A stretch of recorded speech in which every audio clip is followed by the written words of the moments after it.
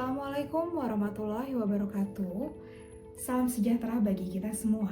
Perkenalkan, saya Azwani Aulia SEMAK, dosen dari Universitas Adiwangsa Jambi dengan NIDN 0402079301 dan NUPTK saya 103477167223003.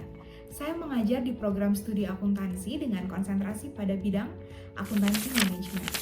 Pada kesempatan kali ini, saya sedang melakukan perekaman video untuk pernyataan diri dosen unjuk kerja Tridharma Perguruan Tinggi bidang pengajaran sebagai salah satu syarat sertifikasi dosen yang diselenggarakan oleh Kementerian Pendidikan Tinggi, Sains dan Teknologi periode 2025. Mata kuliah yang saya paparkan hari ini adalah Sistem Pengendalian Manajemen yang saya ampu pada semester 5 dengan bobot 3 SKS. Dalam pengajaran ini saya menerapkan metode tatap muka dengan durasi 16 minggu pertemuan, mengikuti kalender akademik yang bertujuan untuk mengoptimalisasi pengalaman belajar mahasiswa. Mata kuliah ini mempelajari tentang sistem pengendalian manajemen dalam organisasi untuk mendukung pengambilan keputusan yang efektif. Fokus utama dalam pengendalian manajemen adalah bagaimana manajer menggunakan alat dan teknik untuk memastikan bahwa kegiatan organisasi berjalan sesuai dengan tujuan yang ditetapkan. Materi pokok sistem pengendalian manajemen dalam satu semester ini diantaranya ada hubungan akuntansi dan sistem pengendalian manajemen, lalu pengambilan keputusan dan perilaku organisasi, lalu analisis laporan keuangan dan time value of money, lalu strategi dan keunggulan kompetitif, selanjutnya pusat tanggung jawab, lalu pusat biaya, lalu pusat laba dan harga transfer, lalu activity based costing dalam sistem pengendalian manajemen, lalu total quality management dan kaizen costing, selanjutnya balance scorecard, lalu Six Sigma, dan strategi MAP. Capaian pembelajaran lulusan prodi adalah bertakwa kepada Tuhan Yang Maha Esa dan mampu menunjukkan sikap religius, menjunjung tinggi nilai kemanusiaan dalam menjalankan tugas berdasarkan agama, moral, dan etika, menginternalisasi prinsip-prinsip etika bisnis dan profesi akuntan, menerapkan pemikiran logis, kritis, sistematis, dan inovatif dalam konteks pengembangan atau implementasi ilmu pengetahuan dan teknologi yang memperhatikan dan menerapkan nilai humaniora yang sesuai dengan bidang keahliannya. Mampu mengambil keputusan secara tepat dalam konteks penyelesaian masalah berdasarkan hasil analisis informasi dan data. Mampu mengambil keputusan yang tepat berdasarkan analisis informasi dan data, dan mampu memberikan petunjuk dalam memilih berbagai alternatif solusi secara mandiri dan berkelompok. Lalu memahami konsep, prinsip, dan teknik manajemen keuangan dan investasi pada aset keuangan. Selanjutnya, memahami konsep teoritis secara mendalam tentang kebutuhan informasi untuk pengambilan keputusan. Yang terakhir adalah mampu menggunakan ilmu pengetahuan dan teknologi dalam menyelesaikan masalah. Sedangkan capaian pembelajaran mata kuliah ini adalah mahasiswa memiliki keimanan dan ketakwaan kepada Allah Subhanahu wa Ta'ala, disertai sikap religi dan sosial yang melekat sebagai identitas dari seorang calon pegawai yang profesional. Lalu mahasiswa diharapkan mampu menganalisis laporan keuangan, teori risiko dan pendapatan, serta model perencanaan keuangan, beserta penilaian waktu dan suku bunganya. Mahasiswa diharapkan mampu mengintegrasikan konsep penganggaran modal dan analisis risiko beserta konsep struktur modal dan struktur keuangan. Mahasiswa mampu merumuskan pengelolaan manajemen kas dan surat berharga jangka pendek, manajemen kredit dan piutang, sekaligus manajemen persediaan. Pada pertemuan kali ini saya akan membahas terkait time value of money yang merupakan konsep dasar dalam pengendalian manajemen keuangan dan sangat penting untuk pengambilan keputusan yang berbasis analisis waktu dan nilai uang. Materi yang akan dibahas adalah future value, present value, annuity, dan amortisasi. Pada mata kuliah ini, saya menggunakan metode student-based learning yang berfokus pada keterlibatan aktif mahasiswa dalam proses pembelajaran. Dalam pendekatan ini, mahasiswa tidak hanya berperan sebagai pendengar pasif, tetapi sebagai peserta yang aktif dalam mengembangkan pemahaman melalui berbagai kegiatan pembelajaran yang kolaboratif. Di sini pendekatan student-based learning diantaranya ada diskusi kelompok, lalu presentasi, studi kasus, dan kuis online. Metode ini bertujuan untuk meningkatkan keterampilan kritis, analitis, dan komunikasi mahasiswa dalam menghadapi masalah-masalah nyata di dunia manajemen. Untuk memahami materi tentang nilai waktu dari uang, mahasiswa diharapkan untuk mengikuti langkah-langkah pembelajaran berikut ini. Di antaranya, mencermati materi yang ada dalam bahan ajar, lalu mengerjakan soal-soal latihan di kelas, melakukan diskusi kelompok untuk mengintegrasikan konsep-konsep yang telah dipelajari, dan jangan lupa untuk mengerjakan tugas di rumah. Kriteria penilaian dalam mata kuliah ini adalah 35% yang merupakan keterlibatan aktif dalam diskusi, 30% kualitas tugas dan presentasi, dan 35% merupakan kuis dan ujian. Dengan pembelajaran yang mengedepankan pendekatan interaktif dan berbasis pada mahasiswa, saya berharap mahasiswa dapat memahami dan mengaplikasikan konsep sistem pengendalian manajemen dalam pengambilan keputusan yang tepat. Terima kasih atas perhatian dan kesempatan yang diberikan. Semoga pembelajaran ini dapat bermanfaat bagi pengembangan kompetensi mahasiswa. Selanjutnya, kita akan melanjutkan proses pembelajaran di kelas. Selamat menikmati. Wassalamualaikum warahmatullahi wabarakatuh. Oke, assalamualaikum warahmatullahi wabarakatuh.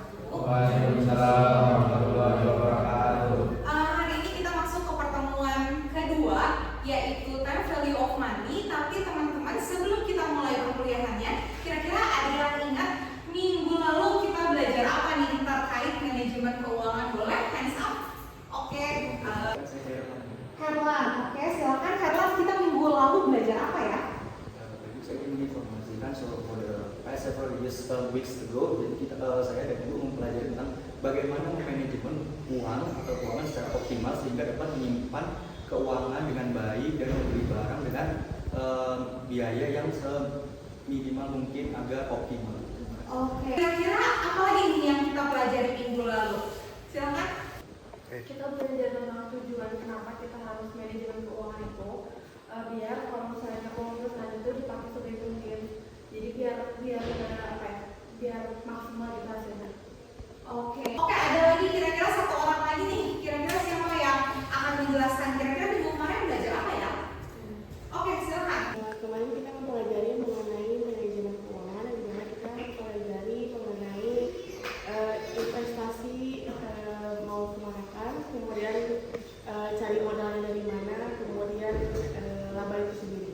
Oke. Kalau kita sudah mengetahui nih uang yang dimiliki akan dialokasikan kemana saja, coba kita lanjutkan terkait pertemuan hari ini. Oke.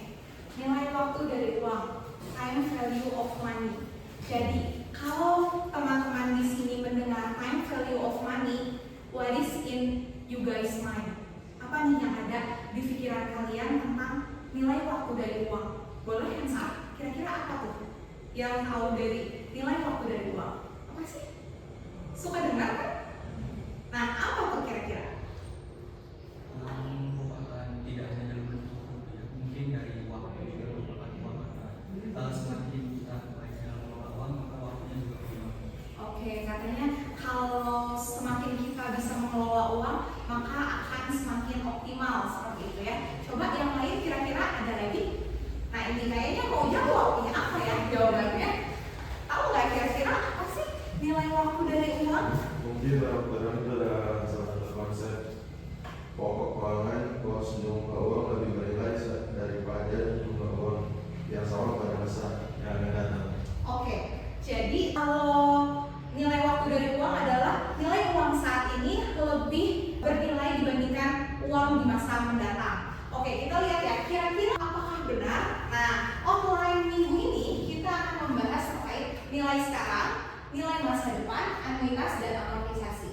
Oke, jadi ini kurang lebih videonya akan memaparkan terkait uang hari ini itu memang betul menurut Darren kalau lebih bernilai dibandingkan uang di masa mendatang. Karena kenapa?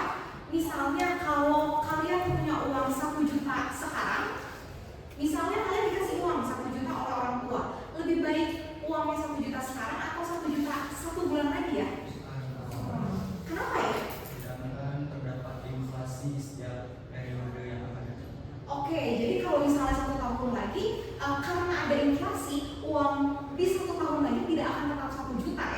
betul kan? Jadi kalau kayak hari ini kita dapat 1 juta, mungkin kita akan bisa menukar dengan beli helm. Misalnya helm mereknya Ing gitu ya, helm Ing 1 juta. Lalu kita bisa beli jaket kulit misalnya dengan merek Eiger misalnya. Nah, di 1 tahun lagi kita tidak akan bisa membeli helm Ing dan jaket itu karena pasti di 1 tahun lagi harganya sudah lebih mahal. Seperti itu ya. Jadi konsep nilai waktu dari uang adalah uang sekarang pasti lebih berharga dibandingkan uang masa mendatang. Oke, jadi di sini dikasih tahu kalau uang yang diterima atau dibayar pada waktu yang berbeda memiliki nilai yang berbeda juga. Nah, kita masuk ke materi yang pertama. Materi yang pertama itu adalah terkait future value. Oke, future value di sini adalah kalau teman-teman mendengar future value, bahasa Indonesianya apa sih? Future. Oke, nilai masa depan ya. Jadi kalau ngomongin future value, teman-teman pasti di sini sudah pernah dong yang namanya menabung di bank, ya?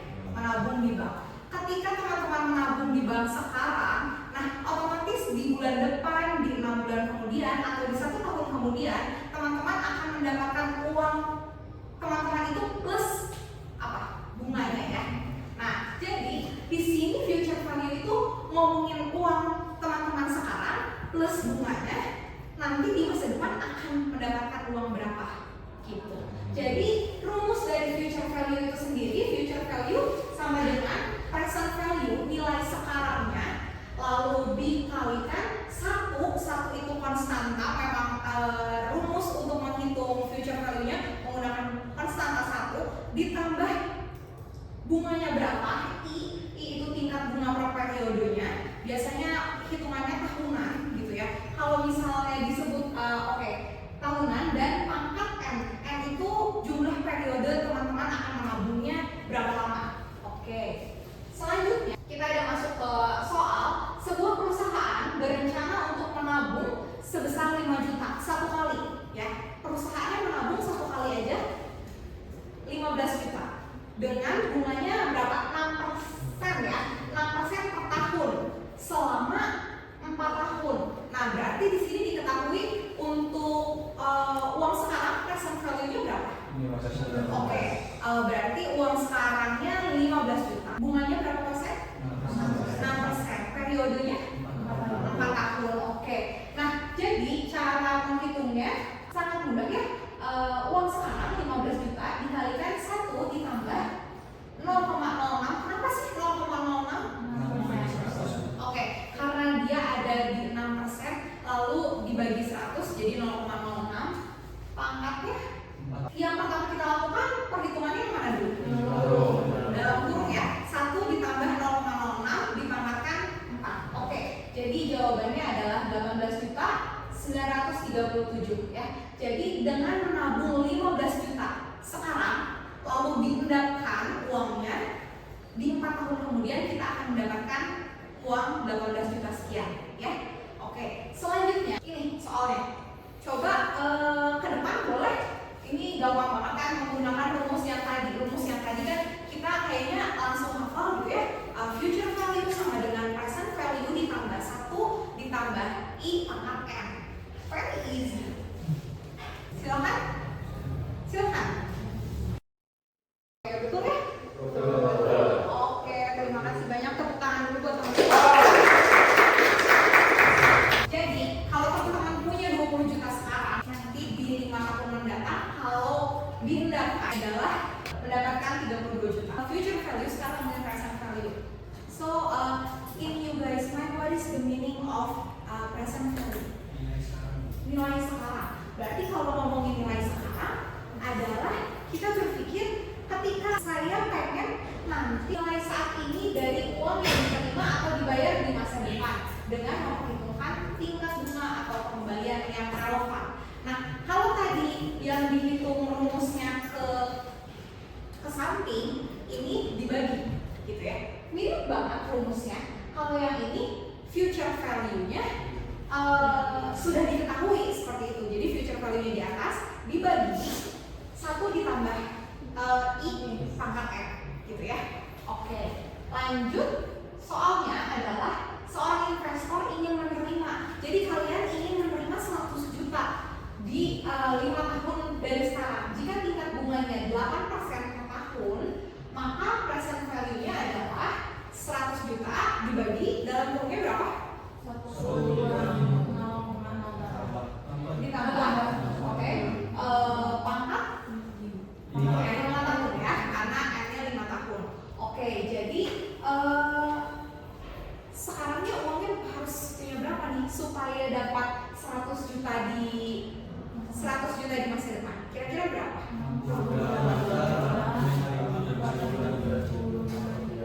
Oke, jadi uangnya harus ada 68 juta sekian saat ini supaya nanti di 5 tahun kemudian bisa ada 100 juta. Lanjut ya, contoh soalnya sebuah perusahaan berencana untuk menerima 50 juta satu tahun dari sekarang. Nah ini cuma 1 tahun nih, gitu ya. Kira-kira hari ini harus punya uang berapa ya? Boleh? Coba ke depan, yang lain. Gampang, nanti langsung hitung ya, silakan. Oke, di sebelahnya aja. Benar ya? Berarti teman-teman setuju kalau jawabannya adalah 44.642. Tepuk tangan dulu. Kita ingin mendapatkan uang 50 juta, berarti sekarang kita menyiapkan 44 juta. Gitu. Jadi dalam 1 tahun bunganya sekitar hampir 6 juta ya. Nih kalau jadi 50 juta dikurangi 44 juta 600 sekitar 6 juta kurangnya. Nah selanjutnya kita membahas tentang anuitas. Kalau anuitas itu berarti kira-kira teman-teman akan membahas terkait dana pensiun gitu. Jadi kalau misalnya teman-teman memiliki penghasilan hari ini, nah uang yang teman-teman miliki itu ditabung gitu ya dari sekarang ke satu lembaga supaya nanti ketika teman-teman berhenti bekerja kalian punya dana untuk melanjutkan hidup teman-teman ini gitu. Rumusnya adalah PMT dikali 1 dikurangi 1 ditambah I pangkat min N dibagi 1. Nah PMT itu pembayaran periodik. Nah berarti pembayaran periodik adalah kalau misalnya teman-teman gajinya 5 juta per bulan, bisa teman-teman alokasikan kira-kira 200.000 per bulannya supaya bisa mendapatkan dana pensiun. Nah itu sudah dihitung oleh lembaga tersebut supaya bunganya ada. Jadi terus berjalan, nanti ketika dihitung teman-teman pensiun, uangnya akan lebih besar dibandingkan kalau teman-teman menyimpan uangnya di rumah di dompet seperti itu. Jadi seperti yang kita ketahui kalau dana pensiun pasti kan menguntungkan ya buat kita. Buat apa kita mengeluarkan uang 200.000 per bulan kalau memang kita tidak mendapatkan keuntungan seperti itu ya. Nah ini soalnya sebuah perusahaan akan membayar 25 juta setiap tahun selama 6 tahun untuk melunasi suatu pinjaman dengan tingkat bunga 9% per tahun. Tentukan nilai sekarang dari pembayaran anuitas tersebut. Jadi kalau yang ini orangnya mungkin penghasilannya kalau saya prediksi ya, penghasilannya mungkin sudah sekitar 25 juta juga per bulan. Jadi dia ingin per tahun dia mengeluarkan 25 juta gitu ya. Tapi dia cuma mau mempersiapkan dana pensiunnya 6 tahun aja, 6 tahun. Jadi dia mengeluarkan selama 6 tahun aja. Mungkin dia pikir, oh ya 6 tahun ini saya akan pensiun nih, jadi saya keluarin 25 sampai 6 kali periode gitu.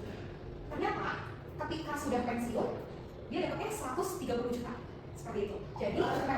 Jadi memang ketika kita menabung 25 juta selama 6 tahun, coba kita hitung berapa? 25 kali 6 berapa? 150. Nah, ya 150 ya. Nah 150, tapi karena ini kenapa nih kok jadi 130 juta gitu kan? Dengan pembayaran tahunan sebesar 25 juta selama 6 tahun dan bunganya 9%, perusahaan perlu menyediakan 130 juta 60 saat ini untuk menutupi seluruh pembayaran. Jadi perusahaannya harus spend supaya ketika dia pensiun dia bisa mendapatkan uang tersebut. Ke amortisasi. Nah kalau amortisasi adalah pembayaran pinjaman yang terdiri dari pokok dan bunga secara berkala untuk mengurangi saldo pinjaman. Kalau ini kira-kira teman-teman tahu terkait pembayaran KPR? Ya, jadi pembayaran KPR itu namanya amortisasi. Gitu. Jadi teman-teman besok kalau mau melakukan pembayaran, mau melakukan cicilan rumah atau cicilan kendaraan, nah gunakanlah si rumus amortisasi ini. Amortisasi ini PMT P kali I per 1 dikurangi 1 ditambah I pangkat min N. Jadi ini seperti yang tadi tapi dibalik gitu ya. Jadi kita ingin tahu jumlah pinjamannya berapa, ada tingkat bunga per periode dan jumlah periodenya. Di sini perusahaan ABC memperoleh pinjaman sebesar 500 juta dengan bunga 12% per tahun dan jangka waktunya 10 tahun. Hitunglah pembayaran tahunan yang harus dilakukan untuk melunasi pinjaman tersebut. Nah, berarti tadi teman-teman ada yang rumus ini, coba dilihat rumus rumusnya P dikalikan I per 1 dikurangi 1 ditambah I pangkat min F ya. Oke, kita masukin sama-sama. Di sini besar pinjamannya sebesar 500 juta. Lalu dikalikan dengan bunganya 12% dibagi 100 jadi 0,12 ya. Lalu dibagi 1 dikurangi 1 ditambah 0,12 pangkat M-nya jadi 10 ya. Berarti 60 juta dibagi 1 dikurangi 0,3220 sama dengan 88 juta 592.200. Jadi pembayaran tahunannya adalah kalau mau nyicil berarti pembayarannya adalah 88.592 seperti itu ya. Jadi kalau kalian berpikir mau menyicil rumah dengan harga 500 juta per bulan, kalian harus bisa earn 88.592. Selanjutnya kira-kira kalau mempelajari nilai waktu dari uang itu kaitannya apa sih dengan manajemen pembelian? Gitu. Kalian kira-kira deh, kalau pasti kan kalian udah expert sekali di sini mempelajari tentang manajemen pembelian, protective packaging, lalu ada material handling. Kira-kira dengan nilai waktu dari uang sekarang, uang masa depan, amortisasi, anuitas, kira-kira hubungannya sama manajemen pembelian tuh apa ya? Menentukan biaya yang efisien. Menentukan biaya yang efisien. Kira-kira efisiennya seperti apa? Menentukan biaya seminimal mungkin berdasarkan rumus biaya yang Oke, jadi gimana caranya ketika melakukan memanage pembelian itu biayanya paling seminimum mungkin untuk kualitas sebaik mungkin gitu ya ketika kita membeli produk gitu. Ada lagi yang lain mungkin kira-kira kaitannya dengan manajemen pembelian tuh kita udah ngomongin future value, kita udah ngomongin present value, kira-kira kaitannya apa ya? Apa ya? Kalian suka mendengar terkait diskon pembelian? Oke, berarti ketika kita melakukan manajemen pembelian, kalian harus menghitungkan juga kira-kira diskon pembeliannya kalian dapat nggak gitu ya? Kita harus memikirkan nih, kalau mau membeli suatu produk, lebih baik menggunakan diskon atau tidak? Diskon terdengar menggiurkan, tapi kalau kalian bisa memanage uangnya dengan lebih baik, kadang 2% itu it's nothing gitu. Kalian bisa melakukan investasi di tempat lain gitu. Kalau kalian tabungkan uangnya, itu kan kita bisa dapat bunga yang lebih dari 2% ya. Tadi kita perhitungannya ada 6%, bunganya ada 8% gitu. Jadi kalau misalnya dana idol kalian mencukupi gitu, ya sudah kalian lakukan aja investasi. Jadi uangnya diputar supaya mendapatkan keuntungan selain hanya dapat diskon yang si 2% ini gitu. Tapi depends dengan peraturan perusahaannya seperti apa. Selanjutnya besarnya pembelian dalam jumlah besar atau cicilan. Kayak misalnya kalau kalian beli dalam sekali waktu jumlah besar, mungkin diamannya harus pakai kargo gitu ya, dengan nominal besar. Tapi bisa juga dengan cicilan. Oh iya bisa deh ini produknya bisa kok dibeli nggak perlu pakai kargo gitu. Jadi itu juga membicarakan time value of money. Kira-kira uangnya akan keluar langsung besar atau sedikit dulu. Itu kembali ke kebutuhan perusahaan masing-masing. Selanjutnya kalau dengan protective packaging, kira-kira kaitannya apa ya dengan protective packaging? Berarti kan packaging itu berarti bagaimana nih nilai waktu dari uang dengan kaitannya dengan protective packaging? Saya membeli barang-barang kemasan yang optimal dan efektif dengan biaya yang optimal dan efisien. Oke, dengan biaya yang efisien dan optimal di waktunya. Nah, kalau teman-teman yang lain kira-kira dengan protective packaging apa sih kaitannya? Kalau misalnya kalian membeli produk yang lebih mahal tapi kuat, gitu. Memang uangnya keluar lebih banyak, sedikit lebih banyak, tapi konsumen tidak akan melakukan retur karena kan produknya kuat ya, gitu. Atau misalnya kalian berpikir marketnya adalah yang menengah ke bawah, gitu ya. Jadi produknya nggak apa-apa deh, packagingnya nggak usah bagus-bagus sekali, tapi menjualnya banyak sekali. Gitu. Jadi memang fungsinya adalah kalau misalnya investasi awal dalam kemasan pelindung, kalau misalnya uangnya banyak, produknya memang bagus, ya sudah kita beli aja barangnya, packagingnya yang bagus supaya tahanannya lebih lama, lalu tidak ada retur, seperti itu. Nah, jadi ini merupakan perhitungan penghematan jangka panjang. Dengan tidak ada retur, berarti kan perusahaan dapat save banyak dana karena tidak ada retur dari pelanggan itu sendiri. Nah, selanjutnya terkait material handling. Nah, berarti kan kayak teman-teman berpikir kalau misalnya punya perusahaan, kalau kamu punya perusahaan garment, kira-kira kamu akan melakukan pembelian mesin baru dalam jangka waktu per 5 tahun atau gunakan yang lama aja mesinnya? Dengan plus minusnya ya. Jika mesinnya bisa digunakan, mungkin saya akan menggunakan mesin lama. Oke, katanya kalau dia akan tetap menggunakan mesin lama, kalau mesin lamanya bisa digunakan. Kalau kamu nih kira-kira kamu pengusaha garment dalam 5 tahun itu kamu akan gimana, kira-kira apakah akan melakukan pembelian atau enggak deh, saya nggak pembelian, saya cukup aja kayak yang dia sebutkan, atau oh enggak, kalau saya harus beli mesin baru soalnya mesin baru itu lebih canggih, bisa mengurangi biaya overhead dari misalnya karyawannya, tidak perlu gitu. Gimana kira-kira? Pembelian kan juga makin canggih terus sesuai dengan. Oke, sesuai. Jadi mungkin si mesin baru ini bisa membantu. Oke, memang keluar biaya banyak untuk awal pembelian mesin, tapi anggap aja itu menjadi investasi gitu kan. Tapi bisa mengurangi biaya-biaya lain yang bisa dihandle dari mesin tersebut. Oke, jadi kesimpulannya adalah nilai waktu dari uang adalah konsep yang sangat penting gitu dalam kehidupan teman-teman hari-hari ini karena uang masa depan nilainya akan jadi semakin kecil. Oke, nah tugas minggu depan ini sudah ada di slide-nya. Nanti kalian bisa kerjakan tugas minggu depan. Lalu jangan lupa minggu depan juga materi yang akan dipelajari terkait bab 3, yaitu arus kas, laporan keuangan dan perpajakan. Jadi jangan lupa untuk pelajari dulu kira-kira apa sih yang akan dibahas di pertemuan minggu depan chapter 3 ini. Jadi kira-kira ada yang ingin ditanyakan? Mengapa pembelian buku casing atau pembelian dalam jumlah besar itu lebih hemat dan optimal dibandingkan pembelian dalam banyak. Coba kalau teman-teman nih kita diskusi aja, kira-kira menurut teman-teman kenapa kalau pembelian dalam jumlah banyak lebih murah? Apa? Biaya pengiriman. Oke, betul. Selanjutnya apalagi nih? Kira-kira ngirit apalagi kok bisa kalau belinya bulk purchasing gini jadi lebih irit? Apalagi pengiriman, lalu diskon pembelian karena belinya banyak, diskon deh. Lalu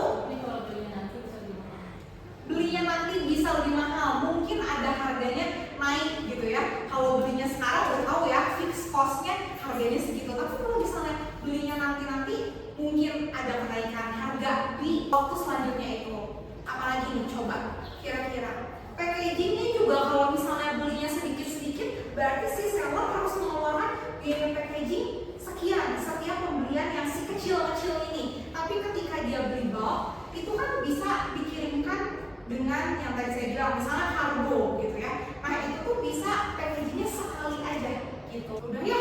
Jadi dari sekian banyaknya jawaban teman-teman sudah mewakili jawabannya ya. Oke, terima kasih banyak pertanyaannya. Kira-kira ada lagi yang mau ditanya?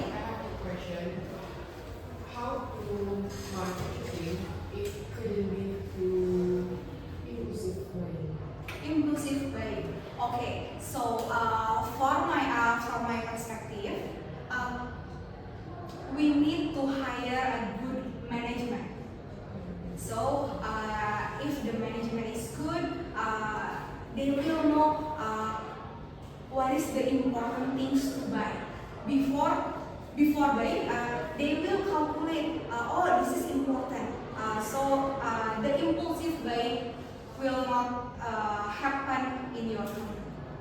So yeah, the point is mind thinking of management. Okay. I want to ask you about investment.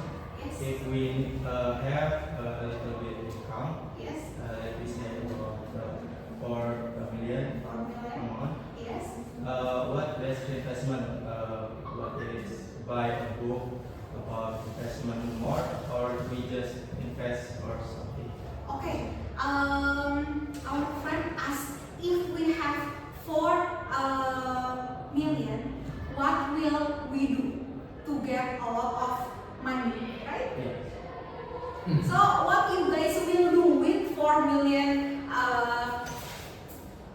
cool money?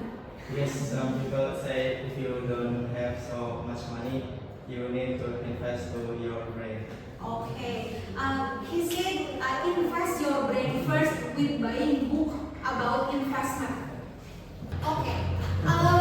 Me personally, I will spend maybe 500 to buying a good books and 3.5 million to do business. So we can practice with my business in 3.5 million, and we learn after doing that. In the same time, when I'm doing business, I also learn about that good books. So Yes. sekian pertemuan dari saya. Semoga ada yang bermanfaat untuk teman-teman semua. Terima kasih untuk kerjasamanya. Assalamualaikum warahmatullahi wabarakatuh. Waalaikumsalam.